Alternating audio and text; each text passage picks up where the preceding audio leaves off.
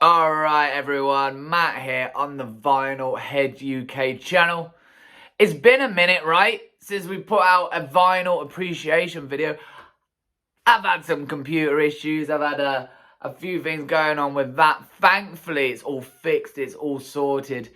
I can get back to sharing some of my record collection with you guys and talking about some fantastic, amazing records that I've managed to get into my collection.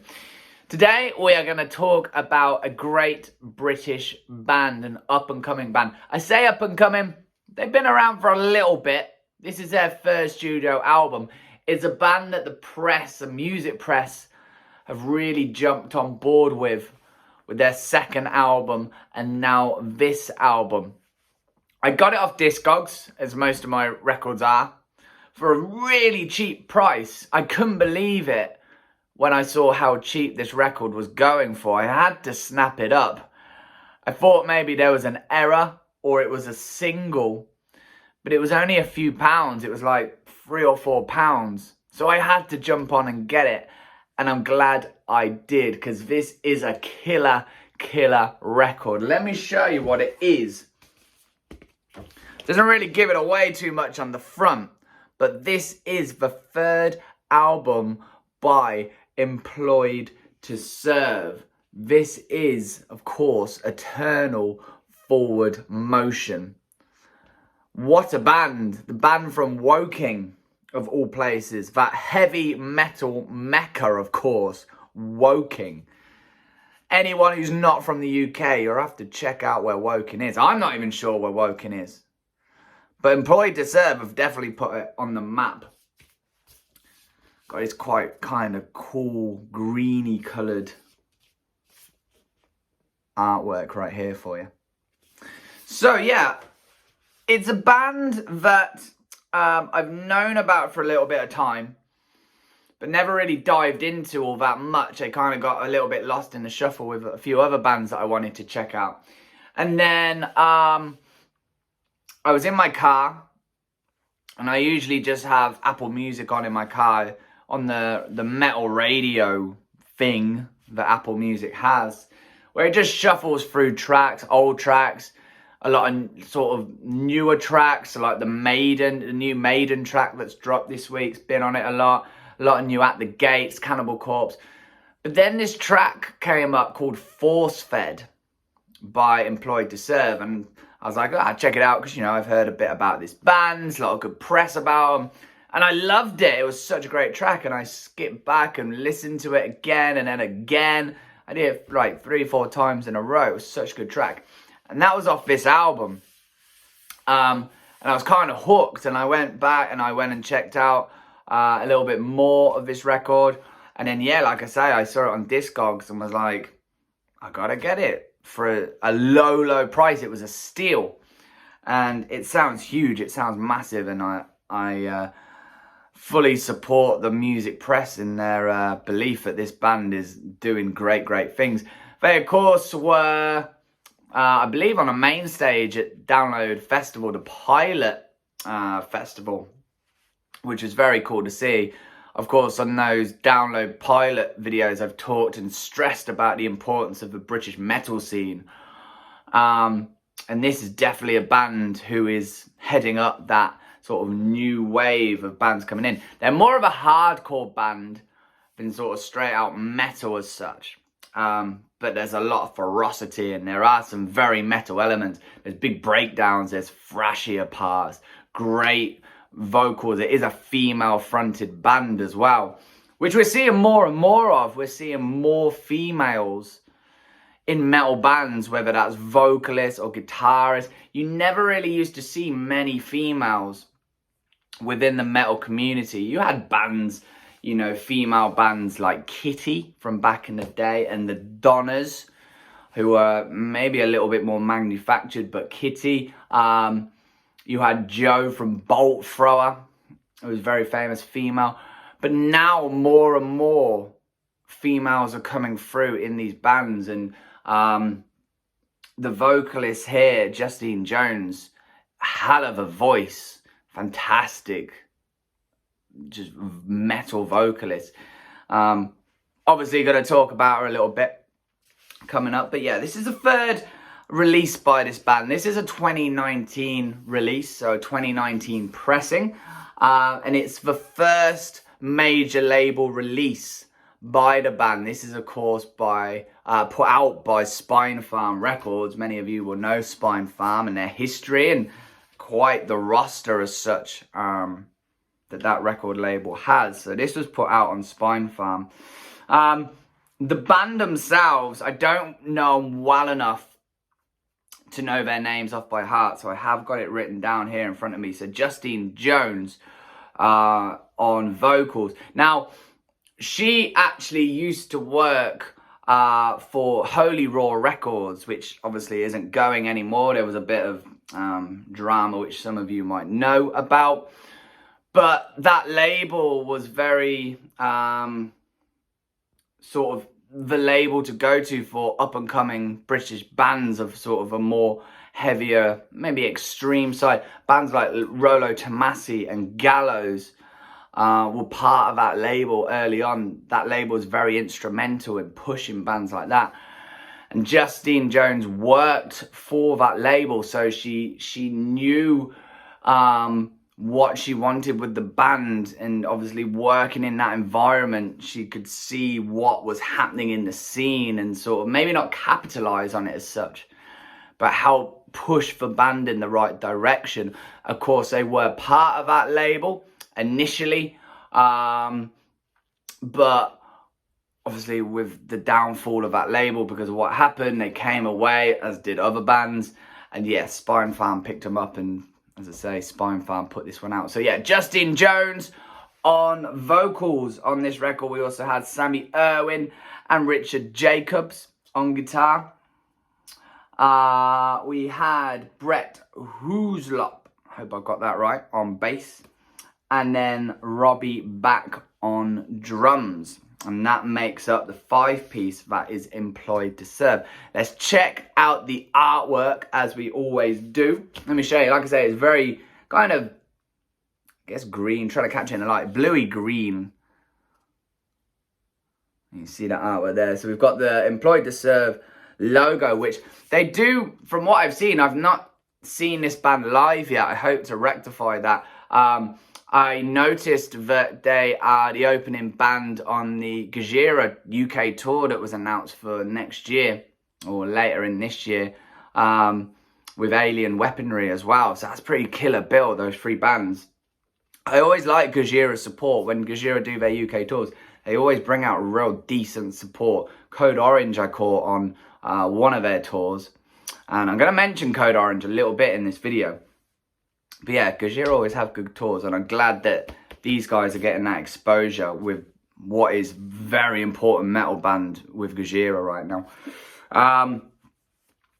But yeah, anyway, going back.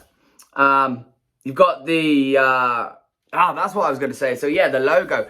I haven't seen them live, but they seem to wear sort of like matching long neck tees with the logo on, which is quite cool.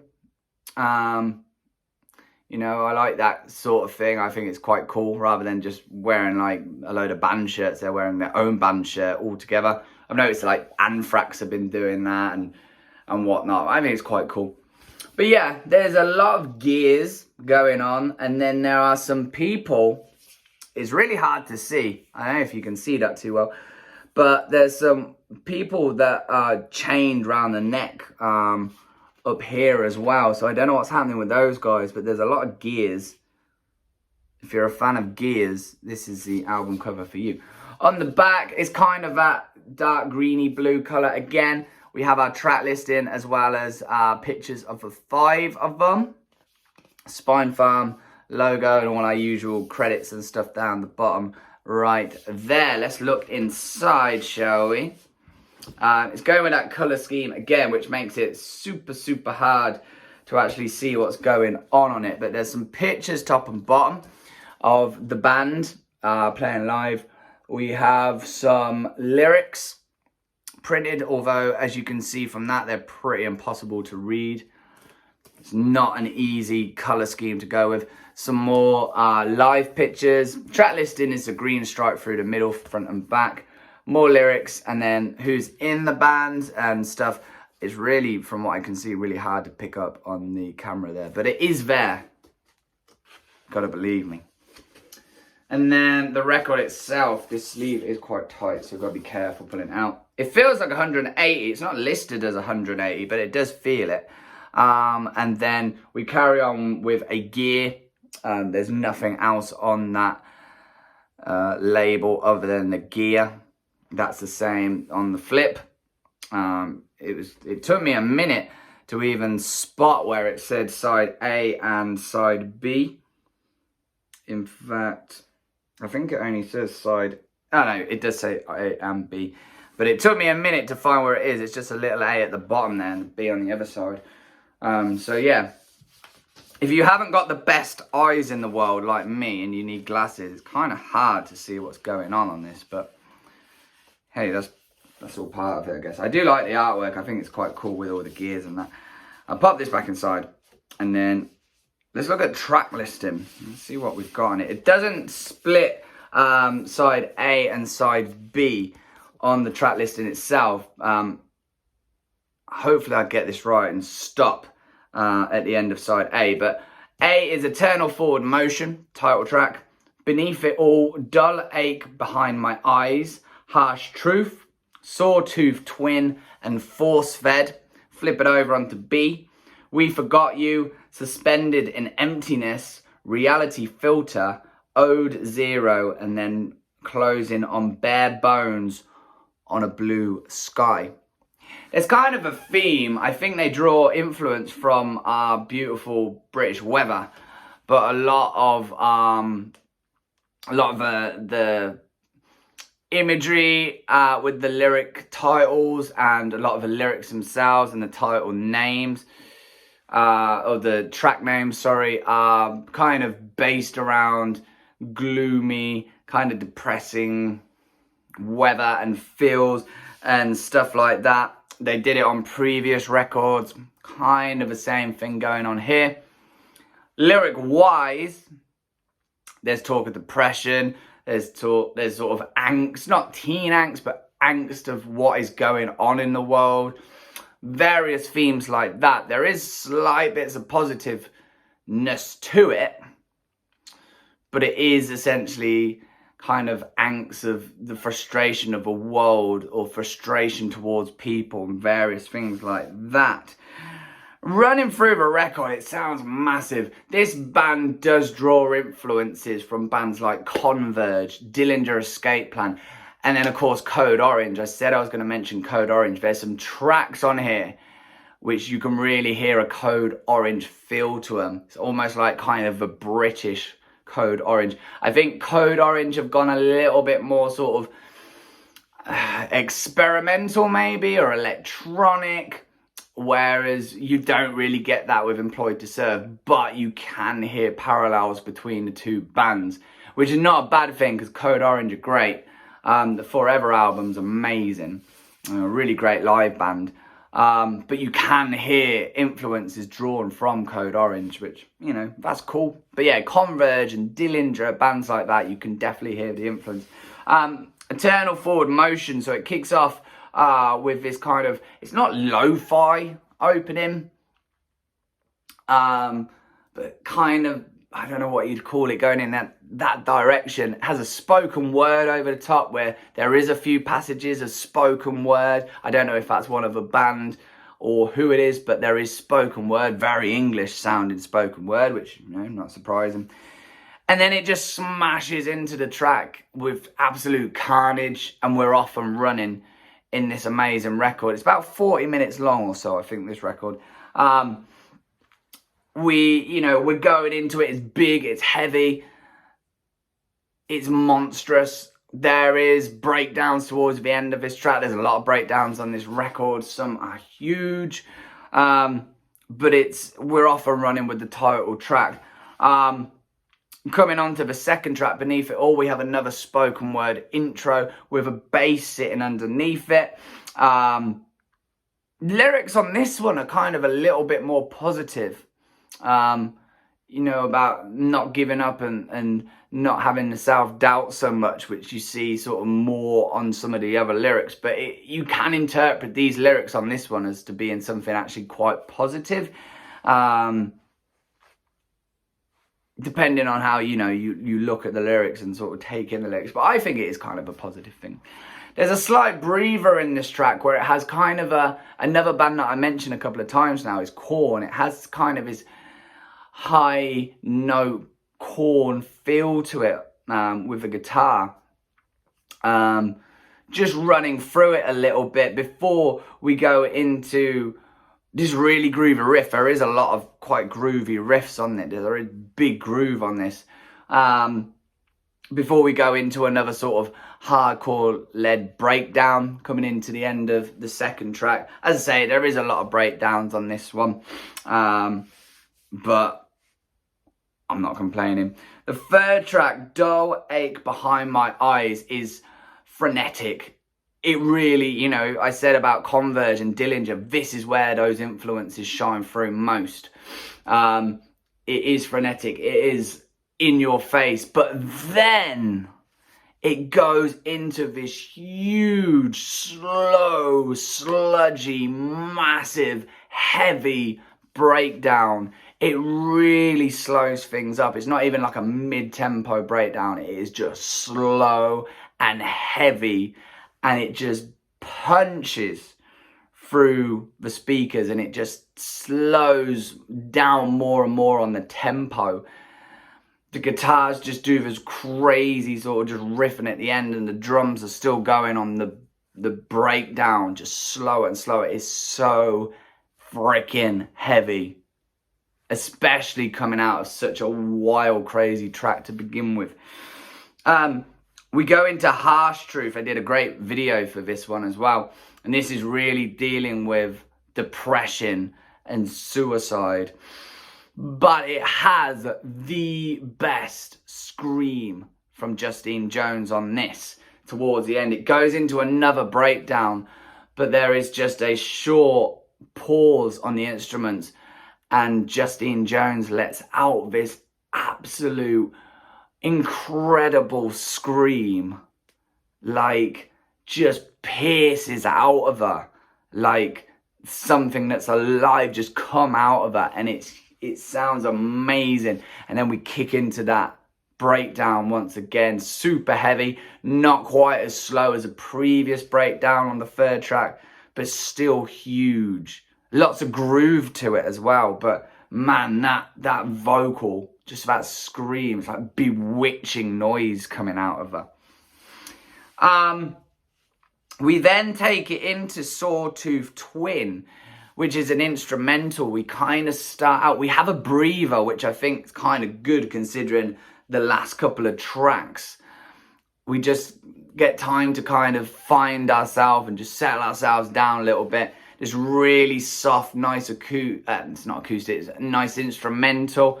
It gets heavier.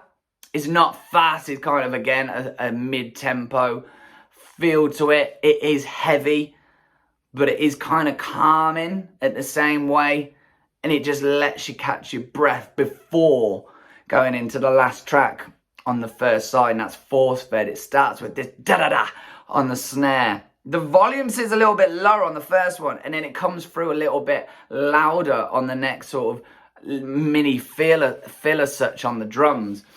And then we kick off with the Force Fed, and then we're into the track, and this is where I start to get Code Orange feels from it. Maybe it was just that Force Fed vocal line going into it, but it definitely was like, okay, this feels a little bit like Code Orange. And again, it's just a massive track once again. Lyrically, it's talking about people spouting their views, but without being listened to, or the person being, or listening to the person that you're spouting the views at. You know, we've all been there, listen to someone who's very opinionated, and then you try and speak your mind back and they don't want to listen. And they're force feeding you those views. And again, huge track. Love this one. And again, this was the one that I first heard, I talked about earlier. This is what brought me to the dance with Employed to Serve. Flip it over onto side B. We're off and running again. We Forgot You. We go into Suspended in Emptiness, which again has got a real Code Orange feel to it. That carries on into Reality Filter, which I'd say is probably the most Code Orange sounding track. Again, this is not a bad comparison. I'm not saying this like it's a bad thing. I really like Code Orange. They're a great American hardcore band that's got a little bit more experimental side in there as well. This is more hardcore, I think, than Code Orange is, but you can hear those like heavy parts that Code Orange bring to the dance with their sound. Ode Zero is probably my favourite vocal performance on the album. I think, again, Justine Jones' vocals sound absolutely immense on this track. Second last track, but maybe it should have closed out. Actually, no, I don't think it should have, considering what follows on from this. But yeah, again, her vocals are incredible. She's a monster. She sounds possessed on some of these vocals. I've seen interviews with her and she seems a very sweet person, a very sweet woman. But yeah, she just sounds possessed on some of these vocals and just kills it, really does. Bare Bones on a Blue Sky is that track that rounds out the record. It has a very different feel to it. We have clean vocals, which we don't hear much of, if at all, on this record. A very different feel on the intro. It's very melodic, it's very slow, it's very wavy and chilled. We come into a big riff. We come into another riff later on that is very Deftones feel to it, I think. And there's Deftones influences there, sort of Deftones on those bouncy big riffs of theirs that they put in. I get a feeling of that is inspired into this song and into this band. You know, we go into the heavy last passage with Open Your Eyes just repeated by Justine Jones, and just repeated and repeated and repeated and repeated until the instruments drop out and she hits us with that one final Open Your Eyes, and then the record ends.